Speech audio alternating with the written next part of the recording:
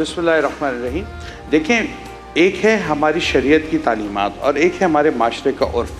तो हमें इन दोनों को अपने सामने रखना पड़ता है कि बाज़ जगह पर हमें लगता है कि शरीयत जो है वो हमारे लिए कुछ मामलात में नरमी पैदा कर रही है, लेकिन माशरे का उर्फ़ हमारी गिरफ्त कर रहा है। और कहीं हमें लगता है कि शरीयत ने हमारे लिए सख्ती की हुई है, लेकिन माशरा जो है वो उस मसले के अंदर हमारे लिए नरमी पैदा कर रहा है। ये एक ऐसा मामला है कि जिसमें हमें अगर शरीयत की तरफ देखते हैं तो हमें कुछ नरमी नज़र आती है। अच्छा। वो इस सेंस में नज़र आती है कि अगर कोई बहू अपने सास ससुर की खिदमत बजा तौर पर ना भी करे, या सास ससुर अपनी उस बहू को अपनी बेटी बज़ाहिर तस्लीम ना भी करें, तो ये बात शरीयत के लिए काबिल कबूल है, क्योंकि हमारी एक सेपरेट सिस्टम इस्लाम के अंदर मौजूद है कि शादी के बाद आप अलग कर दें।